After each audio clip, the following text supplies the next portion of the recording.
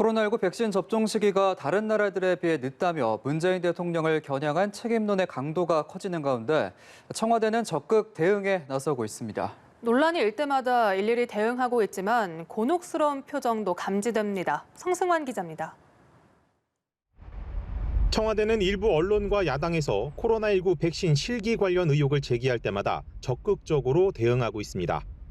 문재인 대통령의 코로나19 백신 치료제 개발과 물량 확보 지시 13건을 공개한 것이 대표적. 시작은 지난 4월로 거슬러 올라갑니다.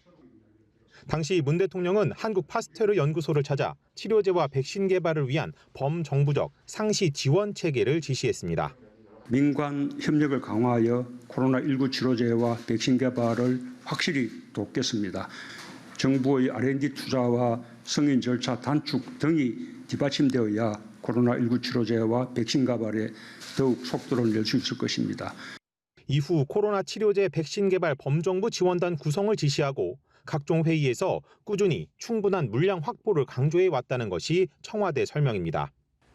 하지만 야권을 중심으로 정부가 국산 치료제 개발에만 치중해 백신 수입 노력은 소홀했다는 점을 지적하고 있습니다.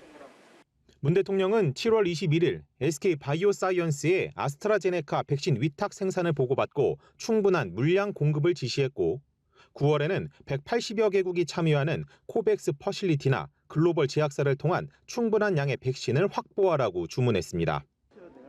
청와대는 정책실이 지난 6월 백신 TF를 주도하다 이후 손을 뗐다는 일부 보도에 대해서도 즉각 사실이 아니라고 반박했습니다.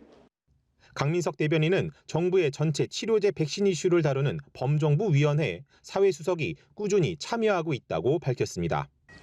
이 같은 적극적인 대응에도 청와대 내에서는 곤혹스러운 표정이 감지됩니다.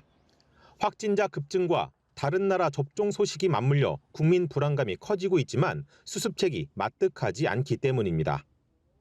결국 백신 확보 시기를 앞당기고 물량을 늘리는 것만이 돌파구라는 현실론에 무게가 실리는 모습입니다. 연합뉴스TV 성서환입니다.